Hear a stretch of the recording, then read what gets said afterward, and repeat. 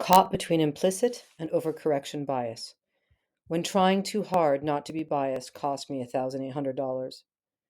We all have biases, whether we realize it or not. Sometimes they lurk beneath the surface, implicit biases. Other times we bend over backward to avoid bias so much that we swing too far. Overcorrection bias. My own experiences with being scammed twice illustrate how either extreme can lead us astray. I lost money because I didn't want to seem prejudiced. It's a cautionary tale for anyone who's ever second guessed their instincts in the name of fairness. The scam that got me twice. So I took one for the team twice. Last week, I almost got scammed out of $1,500. Thankfully, I managed to get this payment reversed. But in the process of discovering the ruse, I realized these were the same people who had scammed me out of $1,800 the previous year. The story is embarrassing, but I'm sharing it so you might avoid the same trap. Last year, a dear friend invited me to a retreat on the beautiful island of Mykonos in Greece. She had hired an incredible therapist to guide us in deep meditation. I used my American Express miles to upgrade to a Swiss International Airlines business class ticket via Zurich. Everything went smoothly until I tried to check in at JFK. The agent told me I was on standby, even though I had a confirmed ticket. I panicked at the thought of missing a day of the 4-day workshop and letting my friend, in her 90s, no less, down. I called the airline's customer service number, but no one answered. The gate started to fill up with passengers. I started to sweat. There was 30 minutes left before the flight would leave, and no one told me if I was on or off. A quick Google search for Swiss International Customer Service doesn't work led me to 1877 Fly Swiss. It looked legitimate. Fly Swiss translates to 1877-359-7947. If you Google that number, it's still being recommended by many sites like Yelp and Newark International Airport. I dialed the number, and a man with an Indian accent answered immediately, skipping all the usual menu prompts. My initial reaction was negative. I don't dislike people from India, but I dislike offshoring. When I call a Swiss company, I expect to speak with someone in Switzerland, not someone in Bangalore. He told me my flight was never confirmed, implying I'd lose my seat unless I paid an extra $1,800. My gut felt uneasy. I noticed his script like speech, the pushy demands, and his refusal to accept American Express. But I kept pushing any bias or suspicion aside because I didn't want to assume that someone with an Indian accent wasn't legitimate. Convinced I had no choice, I paid and saved his number. Moments later, at the gate, the agent looked at me, saying, "You didn't have to do that. You're on the plane." Nevertheless, I saved that customer service number in my phone, thinking he had gotten me off standby. When I later glanced at my visa statement, it read Swiss Air, UAS, reminding me of the golden days of travel when Swiss Air was a real thing. Fast forward a year later, I booked a flight to Zurich online but needed to call Swiss to book my service dog. I pulled up the same saved phone number. Yes, the exact one from before. The same voice answered. He told me my original purchase price was no longer valid and that I'd have to pay an additional $1,500 to secure the fare. At this point, I was rushing, juggling appointments, and not thinking straight.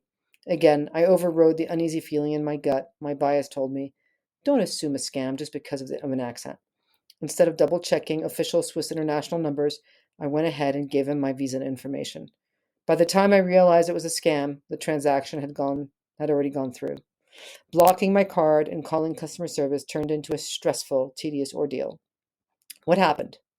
Implicit meets overcorrection. So what happened here? Two types of bias collided in my mind. Implicit bias.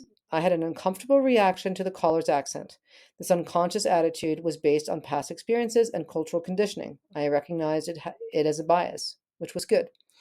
Overcorrection bias, but then I swung too far in the opposite direction. I was so determined not to be prejudiced that I ignored all the warning signs. I was overcorrecting.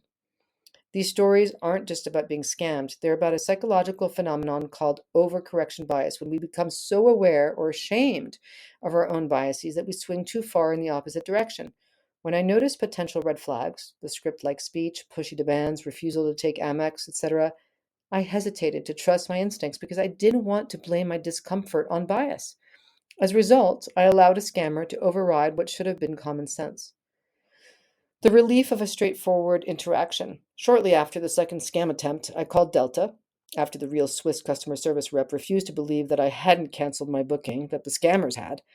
I reached a clearly American rep who was friendly and helpful. It was an incredible relief to have an effortless, validating conversation.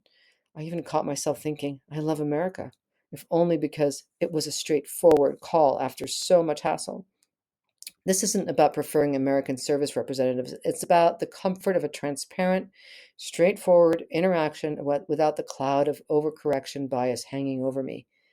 This goes beyond airline scams. This interplay between our biases extends far beyond airline tickets. It affects how we select professionals to work with: therapists, coaches, financial advisors, and more. In Fragile Power, author Paul Hochmeyer explores how clinicians' biases against wealthy clients can harm those clients.